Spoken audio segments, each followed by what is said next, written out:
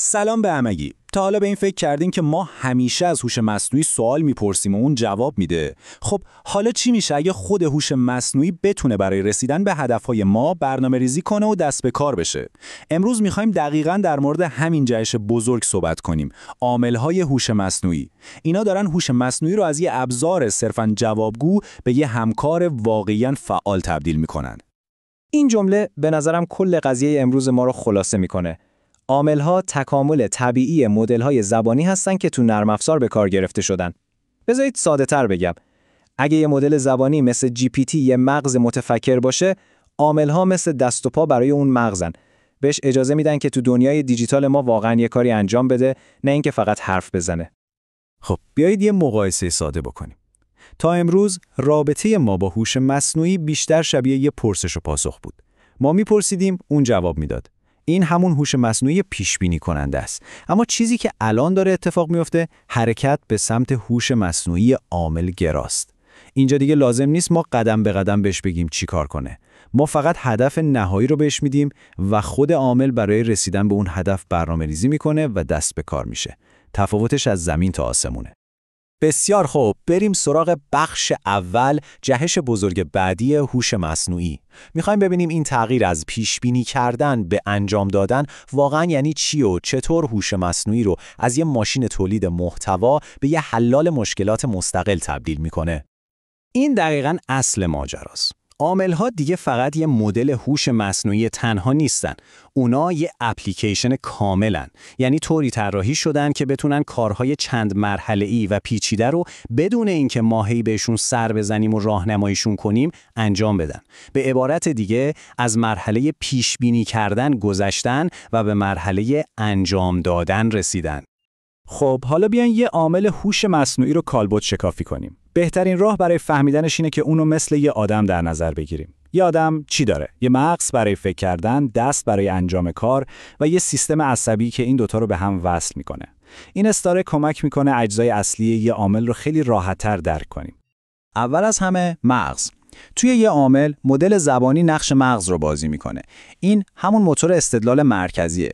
یعنی وقتی یه وظیفه‌ای به عامل داده میشه، این مدل که اطلاعات رو پردازش میکنه، گزینه‌های مختلف رو ثبت سنگین میکنه و تصمیم میگیره که قدم بعدی چی باید باشه.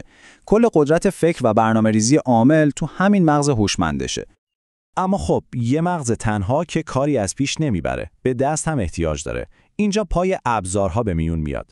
ابزارها به عامل قدرت عمل میدن.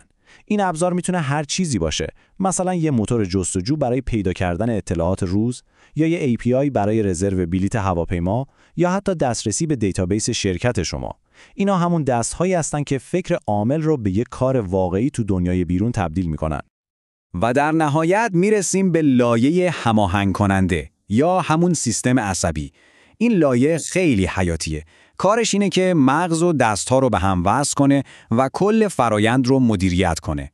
این سیستم عصبی تصمیم میگیره که کی باید از مغز یعنی مدل برای فکر کردن استفاده کرد، کی باید از دست‌ها یعنی ابزارها برای انجام کار استفاده کرد و از همه مهمتر چطوری از نتیجه هر کاری درس بگیره تا قدم بعدی رو هوشمندانه‌تر برداره.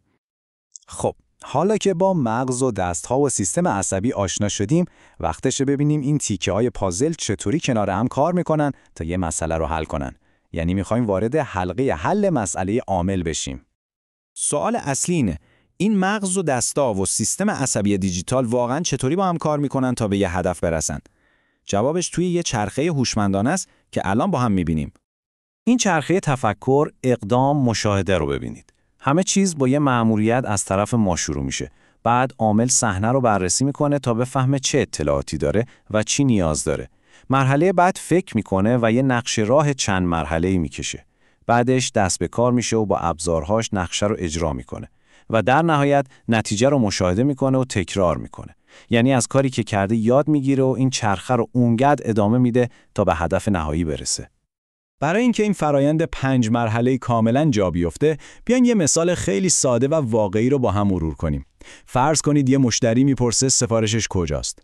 این سناریوی ساده به ما نشون میده که این حلقه تو دنیای واقعی چطور کار میکنه. خب بیایم بریم تو ذهن عامل. مأموریت سفارش من کجاست؟ اولین کار برنامه‌ریزیه. عامل با خودش میگه اول باید سفارش رو پیدا کنم، بعد وضعیت ارسالش رو چک کنم و آخر سر جواب رو به مشتری بدم. حالا میره سراغ اجرا. برای پیدا کردن سفارش ابزار فایند اوردر رو صدا میزنه و شماره رهگیری رو میگیره. بعد با همون شماره میره سراغ ابزار Get Shipping Status تا از شرکت پست استلام بگیره. آخرش هم با اطلاعاتی که به دست آورده یه جواب کامل و دقیق آماده میکنه و به کاربر تحویل میده. به همین سادگی. اما یه نکته خیلی مهم، همه عامل‌ها مثل هم نیستن. دقیقاً مثل شخصیت‌های بازی ویدیویی که لول آپ میکنن، عامل‌ها هم میتونن از نظر توانایی سطح بندی بشن. بیایم ببینیم این سطح‌ها از یه عامل ساده تا یه ابر عامل چطوریه. تو پایین‌ترین سطح عامل سطح 1 رو داریم. این عامل کارش ساده است. میتونه با استفاده از یه ابزار، مثلا یه جستجوی ساده تو اینترنت، به اطلاعات دنیای واقعی دسترسی پیدا کنه و به سوالی مثل نتیجه بازی دیشب چی شد جواب بده. این اولین قدم برای فرار از دانش محدود و بسته مدله. حالا میریم یه پله بالاتر به سطح 2. اینجا دیگه عامل میتونه کارهای پیچیده‌تر و چند مرحله‌ای رو برنامه‌ریزی کنه. مثلا فرض کنید ازش میخواین یه کافه خوب دقیقاً وسط راه بین 2 تا آدرس پیدا کنه. این عامل اول میاد نقطه میانی رو حساب میکنه، بعد تو اون منطقه دنبال کافه‌هایی با امتیاز بالا میگرده. این دیگه فقط استفاده از یه ابزار نیست، این یعنی برنامه‌ریزی استراتژیک. و در سطح 3 به جایی میرسیم که الان لبه تکنولوژیه، سیستم‌های چند عاملی. اینجا دیگه یه عامل همه فن حریف نداریم. به جاش یه عامل مدیر داریم که یه پروژه بزرگ، مثلا لانچ کردن یه محصول جدید رو میشکونه و هر بخشش رو به یه عامل متخصص میده. یه عامل برای تحقیق بازار، یکی برای نوشتن محتوای تبلیغاتی و یکی دیگه برای کارهای فنی وبسایت. این نکته مهمترین نتیجه گیری این بخشه. آینده هوش مصنوعی قدرتمند در یک ابرعامل تنها نیست، بلکه در چینی از عامل‌های متخصصه که با هم همکاری می‌کنن. دقیقاً مثل یه سازمان انسانی کارآمد که تیم‌های مختلفی داره. خیلی خوب. تا اینجا تئوری رو با هم دیدیم، اما پیاده‌سازی این عامل‌ها تو دنیای واقعی چه چالش‌هایی داره و چه آینده هیجان‌انگیزی پیش روی ماست؟ تو این بخش آخر می‌خوایم یکم عملیاتی‌تر به قضیه نگاه کنیم. ببینید، ساختن یه دموی ساده از یه عامل کار سختی نیست، اما بخش سخت ماجرا ساختن سیستمیه که بشه بهش اعتماد کرد، امن باشه و در مقیاس بزرگ قابل مدیریت باشه. چالش‌های مثل کنترل رفتار غیرقابل پیش‌بینی عامل‌ها، یا مطمئن شدن از اینکه کار خطرناکی انجام نمیدن، یا جلوگیری از هرج و مرج وقتی که صدها عامل توی شرکت دارن کار میکنن، همه اینا مشکلات مهندسی خیلی جدی هستن. اما با وجود همه این سختی‌ها، اگه این کار درست انجام بشه، نتایجش واقعاً شگفت‌انگیزه. بیایم به 2 تا مثال الهام بخش از سیستم‌های عاملی پیشرفته نگاه کنیم که همین الان دارن کارهای خارق‌العاده‌ای انجام میدن. این یکی واقعاً فوق‌العاده است.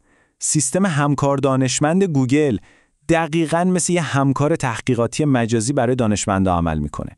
میتونه حجم عظیمی از مقالات علمی رو بخونه، فرضیه‌های جدیدی مطرح کنه و حتی تو طراحی آزمایش‌ها کمک کنه تا سرعت اکتشافات علمی بیشتر بشه. و مثال بعدی آلفا ایو. کار این عامل اینه که به طور مستقل کد بنویسه تا الگوریتم‌های بهتری برای حل مسائل پیچیده پیدا کنه. این سیستم همین الان هم داره تو زمینه‌های مثل طراحی چیپ‌های کامپیوتری و ریاضیات پیشرفت‌های واقعی ایجاد میکنه، چون میتونه به طور خودکار خودش رو بهتر و بهتر کنه. و همه اینا ما رو به این سوال نهایی میرسونه. ما داریم از ساختن ابزار به سمت ساختن همتیمی حرکت میکنیم. این فقط یه پیشرفت فنی نیست، این یه تغییر بنیادی تو روش کار کردن، خلاقیت و حل مسئله ماست. ما داریم همکارای مستقل میسازیم. سوال اینه، آیا ما برای این آینده آماده ایم؟ ممنون که همراه من بودید.